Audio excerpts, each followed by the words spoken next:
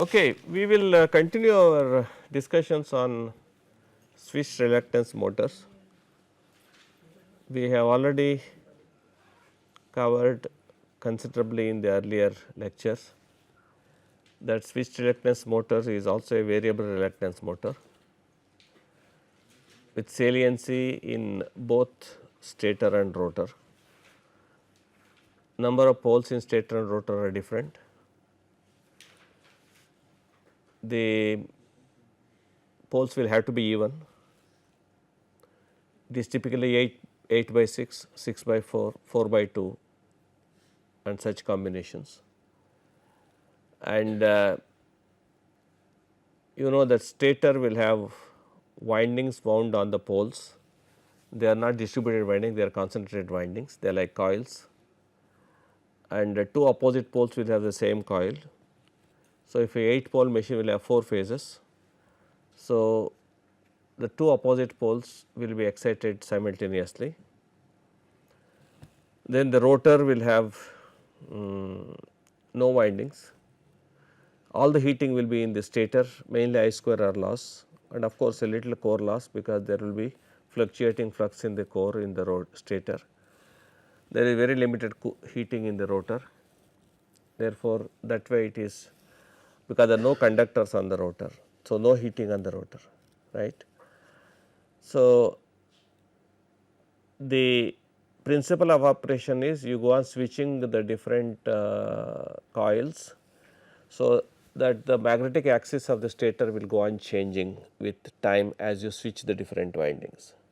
So, as the magnetic axis changes its position, the rotor tries to align with that magnetic axis to get a minimum reluctance path, and then it experiences a torque in the process.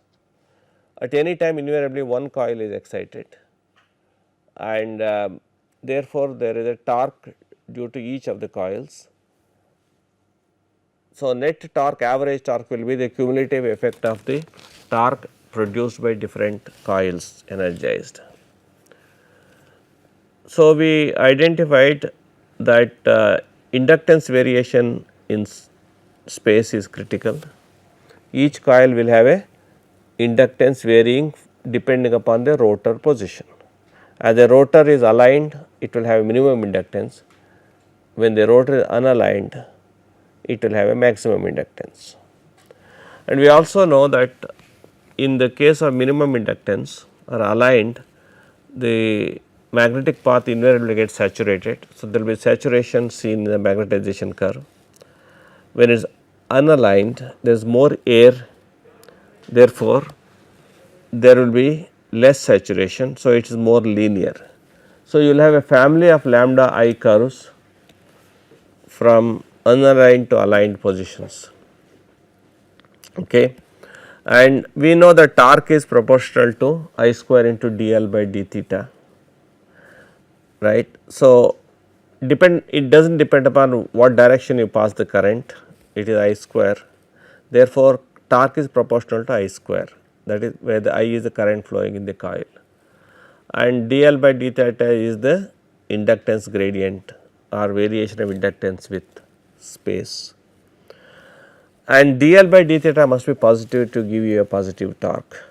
Therefore, you must pass a current at such an instant when there is a positive inductance gradient. So, a motoring occurs when you pass a current with a positive inductance gradient, and a generating or a braking may occur if you put it in the negative inductance gradient. So, the instant of switching of a coil is therefore critical. At what instant you switch the coil, okay. And you must switch the coil at such an instant when it is picking up the variation in the inductance, right. Inductance should go for positive.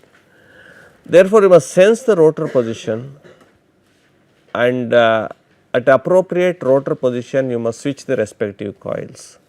Therefore, rotor sensing is important for this machine. Okay. So, then switching the coil, and switch the coil to what? What do you switch the coil for? If you have a switching circuit, what will you switch? what will that, the coil will be switched to what? Switched to a voltage source. What is that voltage source? AC or DC? It will be a DC source. It is like a voltage source applied to a coil, and you expect even if it is a stationary coil, you know it will follow the RL circuit law, it will build up the current as a switch. But in this case the coil, there is a movement, and the RL circuit is okay so long as L is constant. In a typical RL circuit, current buildup will be when L is constant, but now L is also varying with theta. Therefore, you have a speed term coming into the picture. So, you have a differential equation in which the current is decided by that equation, which will consist of the resistance drops and the rate of change of inductance and the rate of change of current. Both are important. Inductance varies with time, current varies with time. Therefore, you will have a buildup of current. Okay. So, ideally you would have got, you would like to have a rectangular current ideally, but it is not practical to achieve. Therefore, you will have I square dl by dt will come to the picture. Now, normally for switching you use different type of power electronic inverters or converters. Okay. So, what it does is it goes on switching the different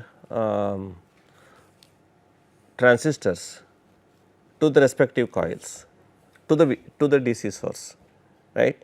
And we briefly discussed in the last lecture what are the different practical configurations are being used, okay, for using this switching. You know the switching is basically that you must pass the signal to the drives of the respective transistors. Okay. So, nowadays this is all done through a microcontroller or a DSP. Okay. So, it is programmed in such a way it takes the signals and just passes a signal to the respective transistors to fire. Okay. And when if you want to switch it off, all you need to do is to withdraw the signal, right. So, you are able to switch this. So, nowadays it is possible to have very high frequency switchings. So, that achieves the necessary controls. Now, you are also have to be concerned that it is not just switch it off instantly, you must also allow them energy, magnetic energy to dissipate slowly. So, you have freewheeling system also. So, the current will build up, then current is allowed to die down, okay. Then afterwards you do certain defluxing, the current will be brought to 0, right, because current cannot continue in the circuit long, because then it will be not desirable, because it may be flowing at a time where the inductance variation is not favorable. So, successive coils have to be properly switched by this inverter. So, this is also the issue. Therefore, switch reluctance motor technology will be centered around designing a suitable motor, designing a suitable magnetic circuit, designing the suitable poles, designing the suitable geometry of the stator and rotor, designing the suitable number of coils in the stator, okay, and then providing enough gap, air gap, okay, and designing the number of stator and rotor teeth, and designing a control circuit which will position, which will basically detect the rotor position and then pass the current, designing a suitable inverter, okay, which will have a DC supply. Invariably that DC supply comes from the front end rectifier, okay. So, there will be a controlled rectifier or a regulated voltage being provided. So, the whole system will consist of both the motor and a controller to the standard typically 3-phase supply, and this motor will be then driving to the required loads, which will be invariably variable torque, variable free speed loads. It can be a pumped load, it can be a compressor load, it can be a robotic load, or it can be any type position control loads, actuators and so on. So, you will see the total system consists from electrical system on the one side to mechanical system on the other side. So, it is a quite an involved technology, which anybody, any engineer is expected to handle. Okay. And it is a combination of technology. You have electromagnetics here, you have electromechanics here, you have power electronics here, you have mechanical here. Okay. All systems have to be seen, and you need to have brutal signal processing of the thing. Okay. Now, let us with this background, let us see the configurations, practical configurations of VRM will have, we should have a low cost, and it must produce a torque, necessary constant torque, not depend upon the rotor position. It should provide the desired speed, okay. Then it should also provide high efficiency. These are some of the features that you expect in a SRM, okay. And it must provide you a very high torque to mass ratio. This is one of the quality parameters of such machine. It must produce high torque with minimum weight. Is it okay? So, these are the desirable features of an SRM. Okay. And of course, all this is repetition. It consists of a stator with windings and a rotor with no windings, but only saliency, and rotor position should be known to properly energize or switch the respective phase winding, which will produce the torque. Okay. I am just summing up the things. Okay. Then you have to sequentially excite the phases of a VRM, and rotor will rotate in step fashion. Now, of course, with high frequency it will not rotate in step, it moves, it rotates in as a smooth way. Okay. Now, you can also have a VRM with only single saliency also, right. You can see here the stator, there is no saliency. Okay. Now, it can still, supposing you have a phase 1, supposing this is the phase 1, if you excite this, then it will produce a axis here, magnetic axis. So, when this magnetic axis is there, this will try to align with this. Okay. And then what happens, the problem is when it is aligned with this, if you excite phase 2, what happens? Suppose you aligned with phase 1, if you excite phase 2, what happens? What happens? Supposing you have excited 1 and this is aligned here, right. If now I will excite 2, 2 is here, yes, okay. I will excite here the second one, I pass a current I2 here, this was the current I1. Tell me what happens.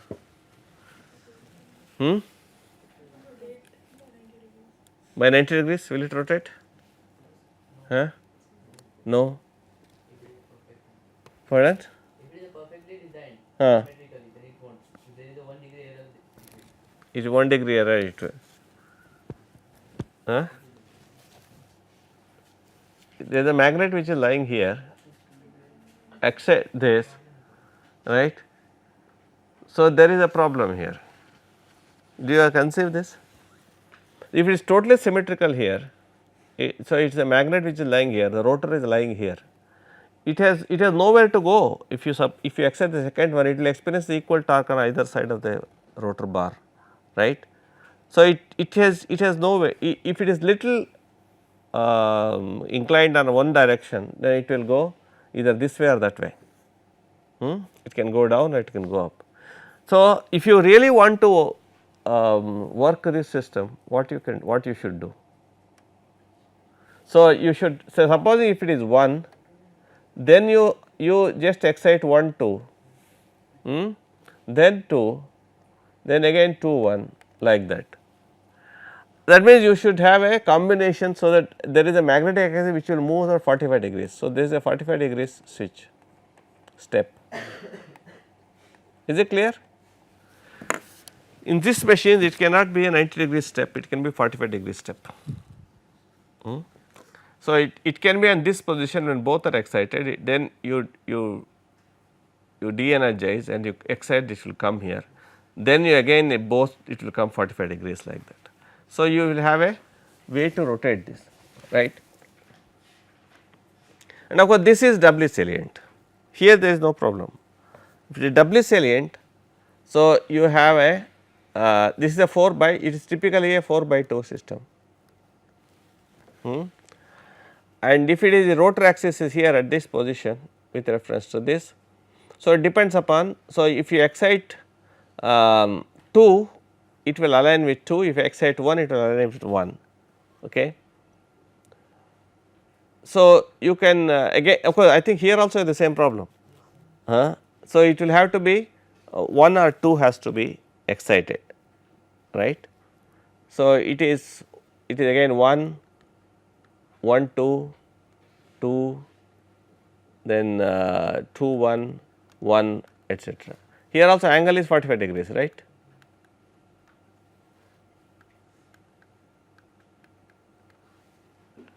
Right.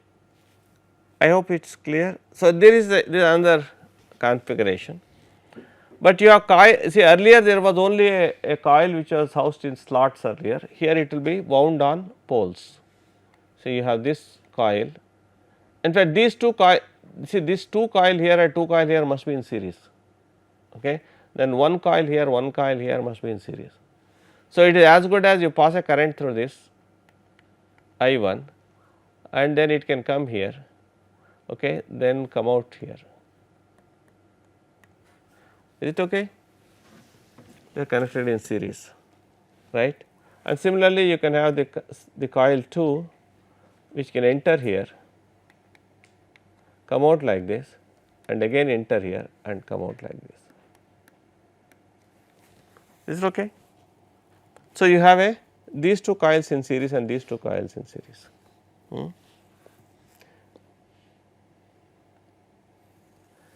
So, now the point is inductance variation with theta is what we are concerned about. So, stator wind inductance vary with rotor position, okay. Inductance is maximum with when it is aligned with the corresponding phase, when the rotor is aligned with that phase, minimum when the 2 axes are perpendicular or unaligned, okay.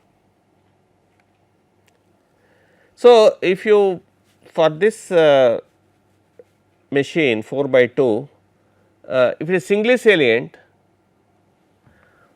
you would expect that you know these variations will be like this. So, this will be L11 theta m and then L22, okay, and of course, L12 is a mutual. And if doubly salient, this will be L11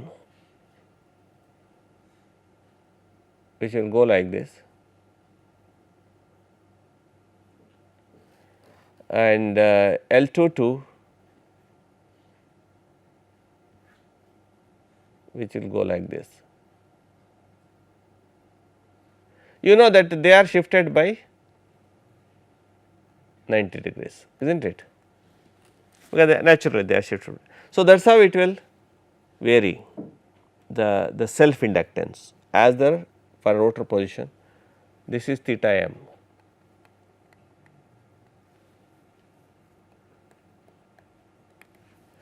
Okay. So, this is how you plot the inductance with theta position, rotor position.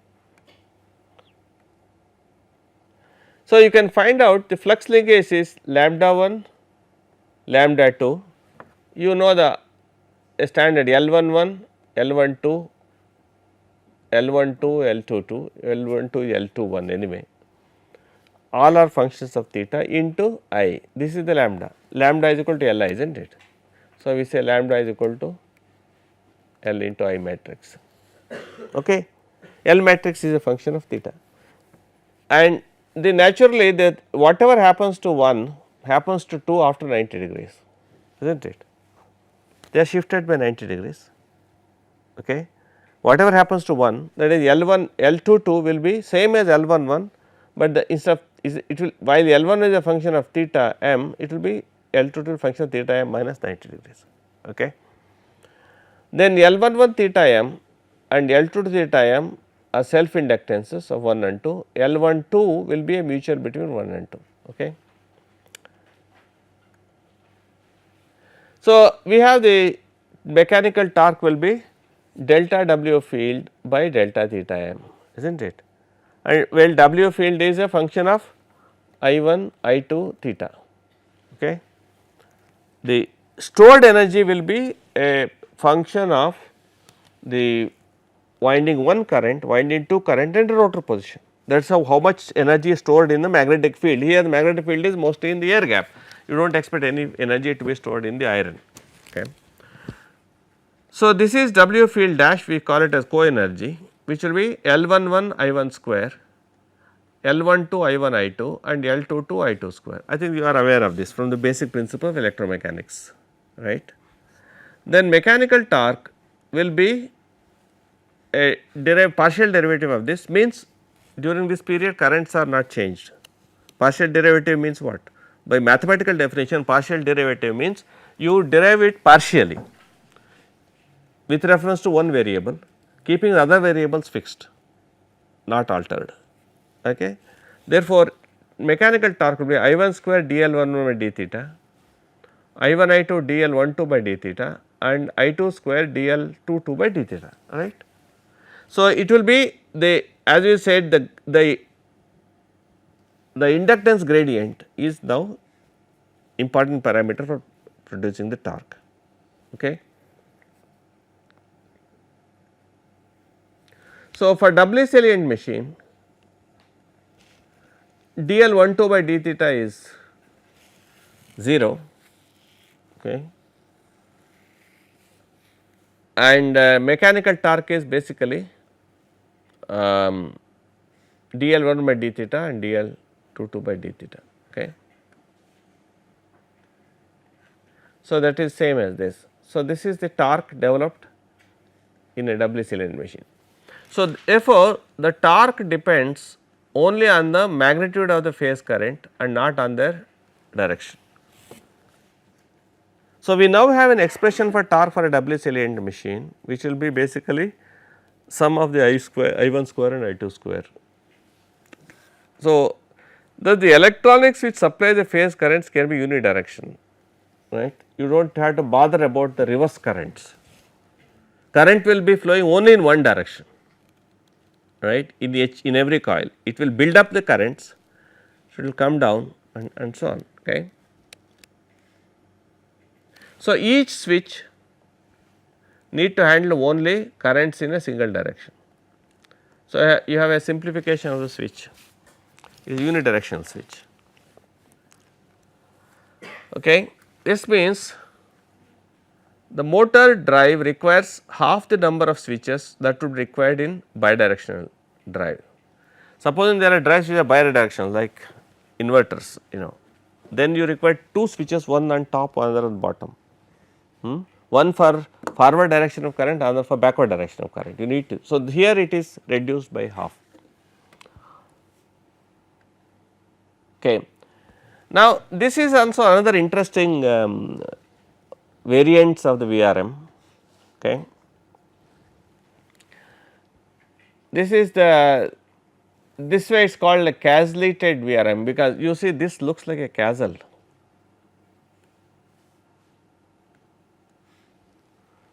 What is done is rotor is having so many tooth, right, uniform tooth, right, and stator is having poles. Okay. These are the poles, say 1, 2, 3 or whatever it is, poles, but they are also cut in exactly the same way. Okay. Now, it is alive, now one is excited, this coil 1 is excited now. So, this is the position in which the machine is there. Okay. You have seen the position now, means each of the they are aligned, right. So, the respective tooth and tooth are all aligned. Now, you excite 2, what happens?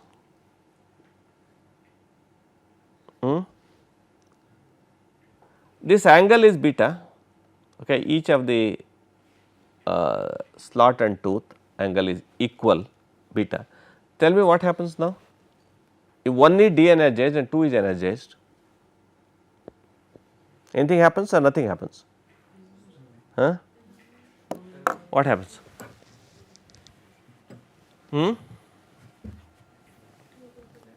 will be 2 will become aligned, means there is a movement, right. So, there may be, it will try to align, okay, depends upon, okay, which way, either let us say, it will try to move this way. So, it will try to align, these will try to get aligned, am I right? So, this will come closer. So, there is a movement of this, right.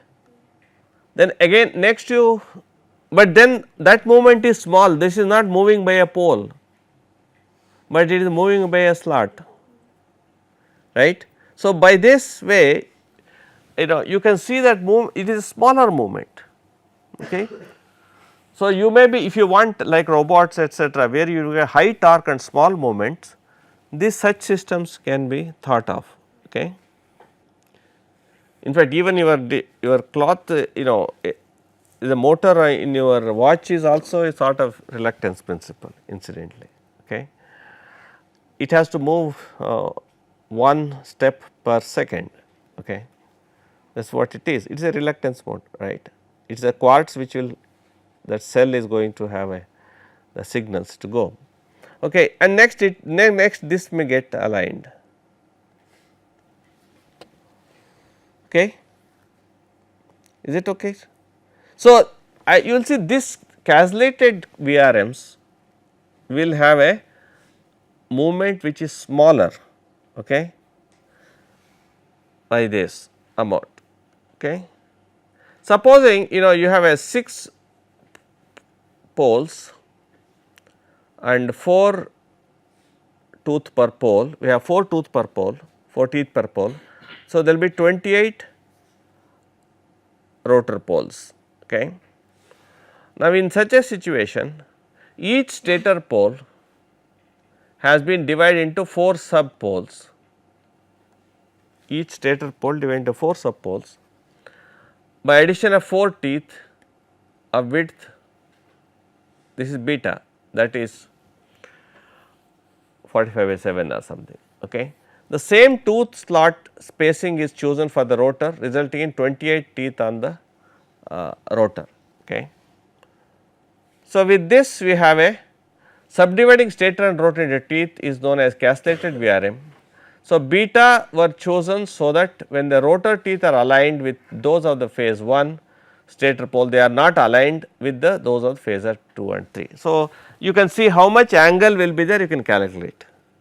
By each switching, how much angle it will move, that you can calculate by the respective differential. It is like a Vernier principle basically, okay. So, when the excitation of phase 1 is removed and phase 2 is excited, rotor will move by this angle 2 beta by 3, okay. You can find out, you can calculate what it is. Sorry. Okay. Now, the castellated VRM can be used at low speeds and high torque for the stator, given stator power input. They are basically for such applications, okay. Use of more teeth can increase the position resolution of these machines. I mean, resolutions are good, because you can go a very accurate low positioning. So, it is basically for position control.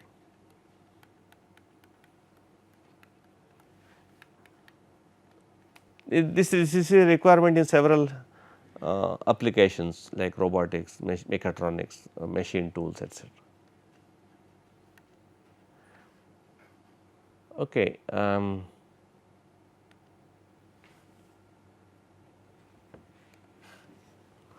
Right. Now, let us look at little more detail. I take a typical 6 by 4 machine,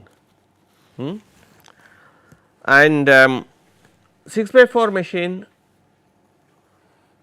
we have a inductance variation. I have say minus 40 plus 40, then 50, or like this, right. This is the typical variation. I have a 6 by 4 machine. Okay. So, we will say that typically this is the variation of inductance for one phase 1. Okay. Then phase 2 is shifted,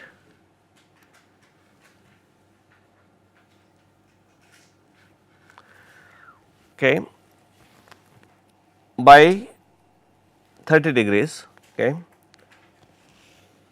So, instead of here this is 0, you have variations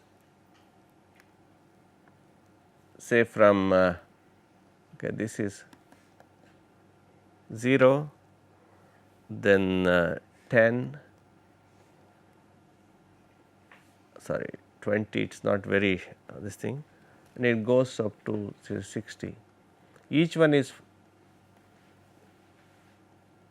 it will follow something like this.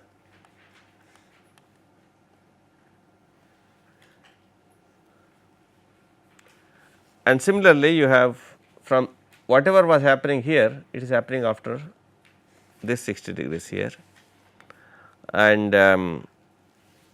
then this this one will move, it will become, I think this is minus 30 or something.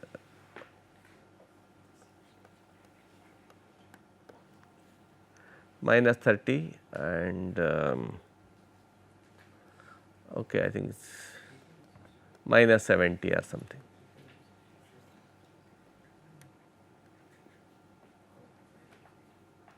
So, write down typically this is for phase 2.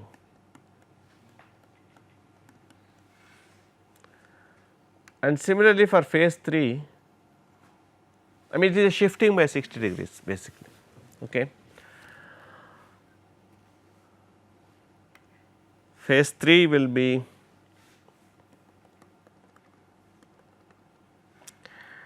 okay, this is starting from minus 10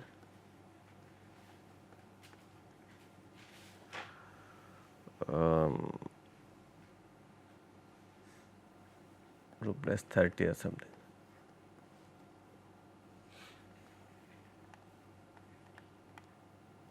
Unfortunately, they are not in proper scale, you have to bear with this. Minus 20 goes like this. Okay.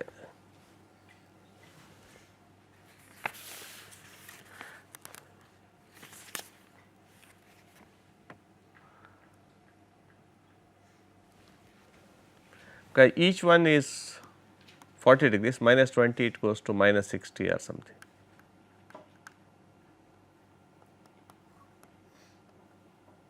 Minus 100. Okay, I have written broadly the inductance profile of 3 phases, phase 1, phase 2, phase 3. And when do you excite each of the phases? What instant? What is the instant you would like to excite? What will be the current waveform you would like to give ideally? What instant you want to excite phase 1? When the rotor position is minus 40. Okay. Therefore, let us say that that is at this instant, and then dl by d theta. So, this is what you would like to give, am I right? I and dl by d theta must be same.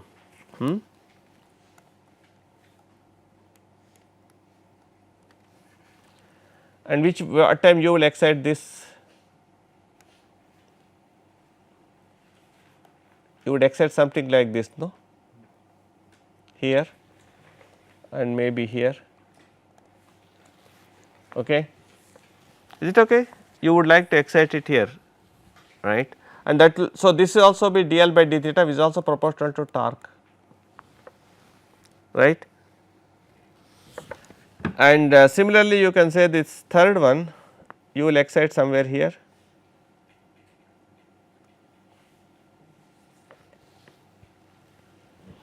right, and somewhere here, okay.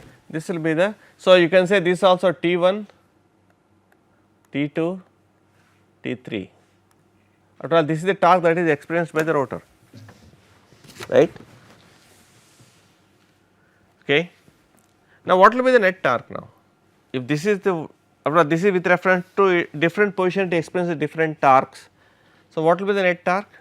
If you sum it up, how does it look like? Please do it. Just sum it up in one scale.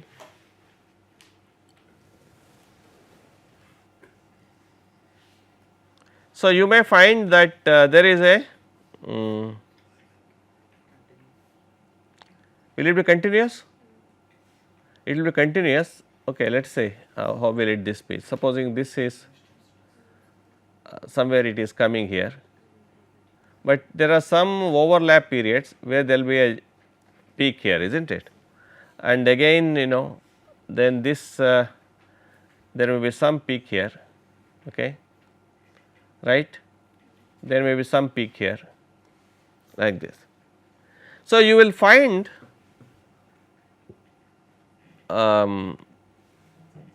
broadly that your torque versus position, if you do like this, so it may have a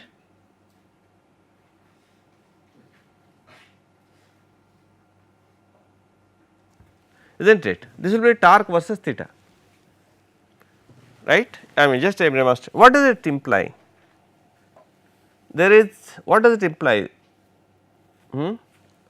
This all leads to torque pulsations.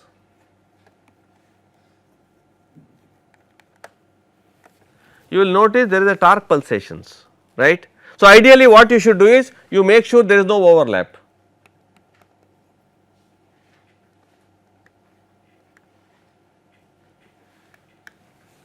Ideally if you want to have pure positive steady torque, constant torque, what you should do? You should have no overlap. Is it clear? So, what we are trying to do is, if you ideally neglect saturation, a pure smooth variation inductance, I push a like a brick of, like a your ice cream you have bricks, you know, you put a brick of current, okay, brick of current, place it in the respective coils nicely. So, this is what it is, but nothing happens ideally, right. So, you are bogged down with the problems, because so the problem is current not a rectangular brick,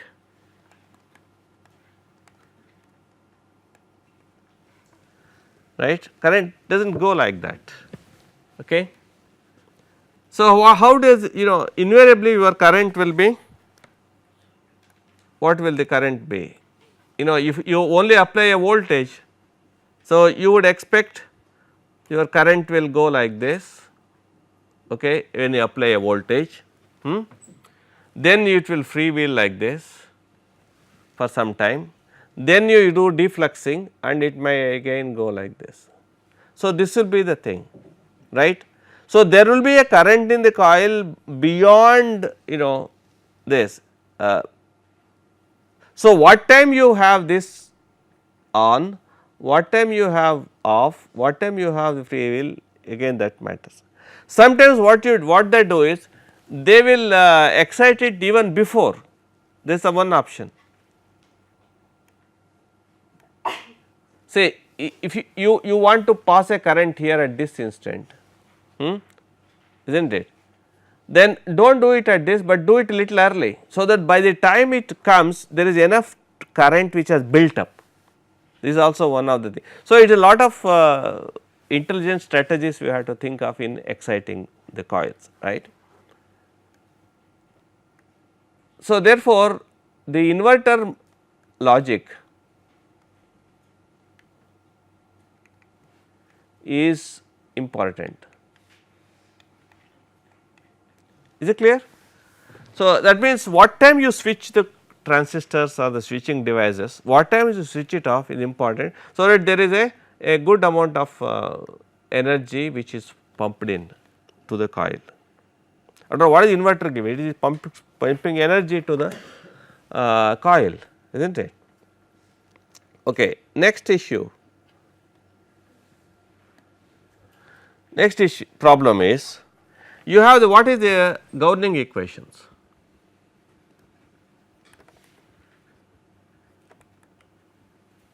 What are the governing equations? You have any coil, jth coil will be Rj Ij plus d by dt of lambda j, is not it. Okay. And what is lambda j? Will be equal to its self inductance which is a function of theta into Ij. Therefore, you can write down Vj will be, you are aware of this thing, Rj plus d by d theta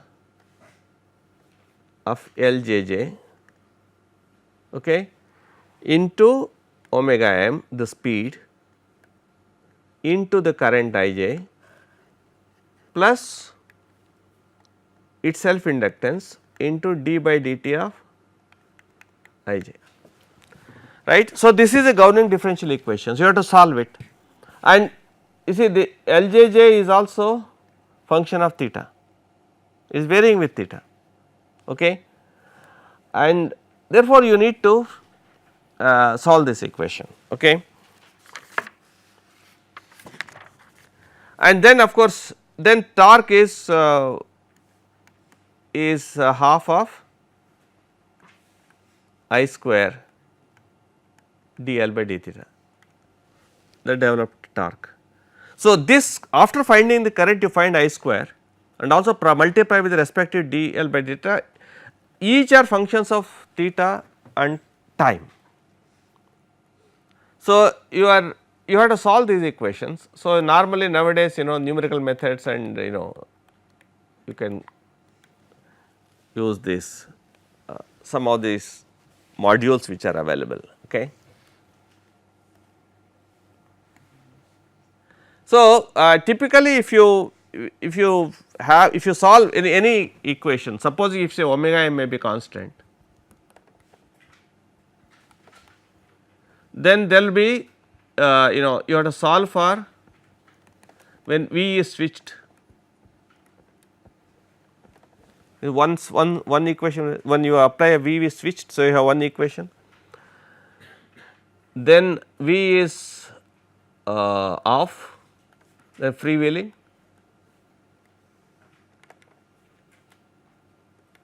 this is another equation, right, and you have V may be negative, defluxing, you want to kill the flux, maybe you want to make sure that the current dies down to 0 at a predetermined time, okay. So, you may have to solve for V equal to some minus V or something like that.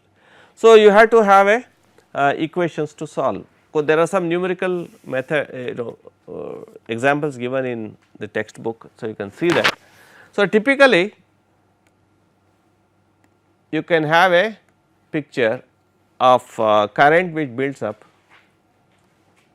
okay, 0 to when you apply a voltage V, and it can also die down if you apply minus V,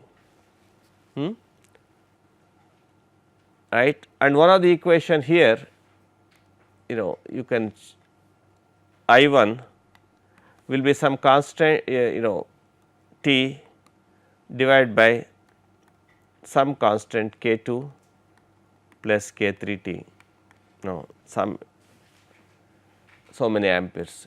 Okay. So, I mean again this is a question of solving the equations, I am just giving you one idea. Okay. So, they will all be functions of this is one of the procedures, of course, because of the limitations of time we can't go to the thing, but I think you can read through, you are aware of differential equation solving. Okay. Then last aspect which we wanted to discuss is, you are aware that there is a lambda I variation which will have a two extremes, say for different theta m, let us say f 0 to 90 degrees, and which is aligned, which is unaligned? Unaligned, this is aligned, okay, and you will have a family of curves in between like that. Okay. This is what you will have. Okay. Now, what will be the your current is what? Current is starting from 0, going to some value I, continue in that value, okay, then come back to 0. This is what your trajectory. See, you are pumping in a current. No? So, you can clearly see, supposing a linear region, okay, then you are having a taking it to the current goes here and comes back here, right. This is linear, this is the path, this is a trajectory. Is it clear? Your current, what is the path it will go from 0 to respective current and go to the respective theta position, etc. Other way is, if it is saturated, then it goes here, actually it is sorry, it will be, it will follow say unaligned, then it will go and then come back here. Okay. This is saturated. You are passing a current, it is in unaligned position and it pass and goes to aligned position, okay, and that is the path it will follow, right. So, it is as good as, in this case we can say it was unaligned, you have a constant current and you go here and come back here, is not it. As the current traces through, what is the respective magnetic paths it will follow. Okay. Now, what is the okay, I will take 5 minutes 20. So, what is the power input will be I V, which is I d lambda by dt, is not it, and what is the net work done? Will be power input integrate, okay. So, that will be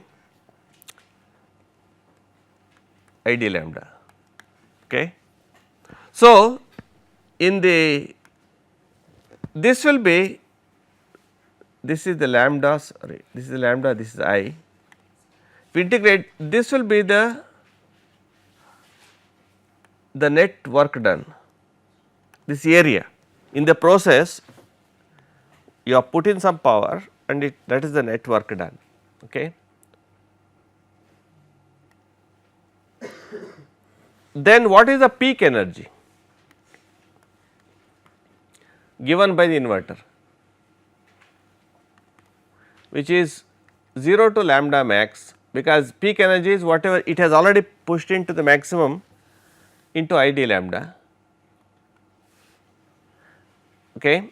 What is the, how much energy which has given by the inverter in one stroke, okay, and that will be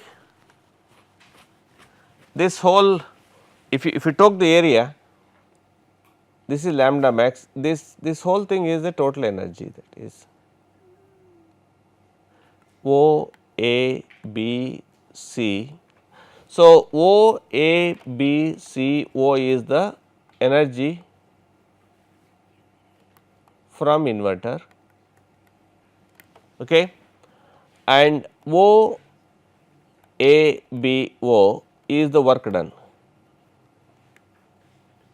okay, and the remaining one, this is energy that is retained. It is basically called, you can call it W field or whatever it is.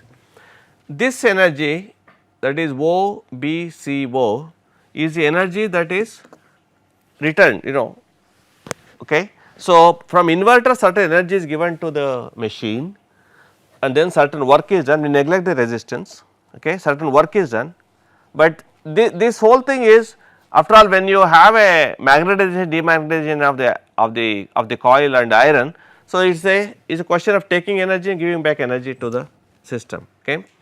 So, you have this these two things into your calculations, okay. So, we have the inverter rating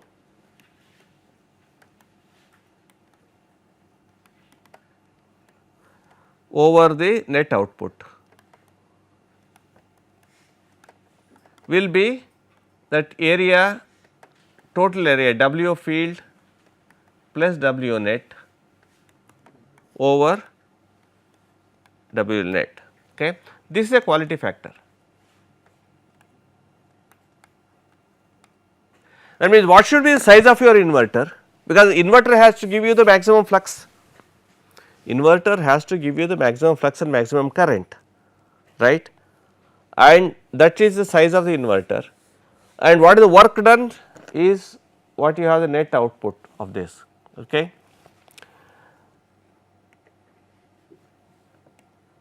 So, if you have some stroke like this, okay, and you will notice that if it is saturation is there, if there is a saturation, require less inverter rating, because this rating, if the saturation is more, your this rating is less. If it is goes to the straight unsaturated mode, then your it will become more, right, and this work done is a ratio basically.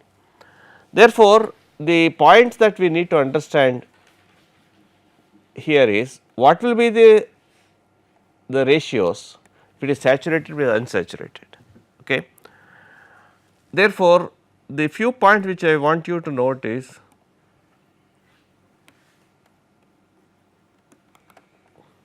one is this quality factor is smaller with saturated machines, okay. Then design is a trade off, because you have a trade off between whether you want a saturated machine or an unsaturated machine, okay. Then saturation tends to increase size of the machine. This is one of the points. Saturation tends to increase the size of the machine, right.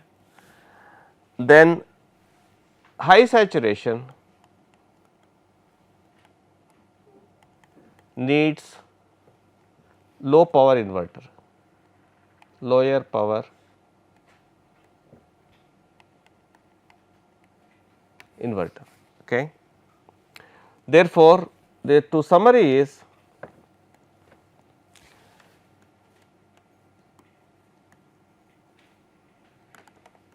the design of VRM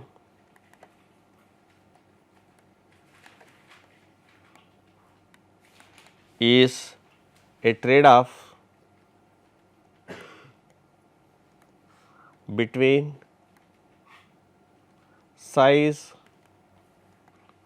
cost, efficiency of VRM plus inverter. Okay. So, these are some of the factors that you need to address, okay. And you are aware that the critical issue is how, what path that it will take in this lambda I curve, okay. And you can choose, if it is, it can be like this ideally, or but in practical cases if you have a aligned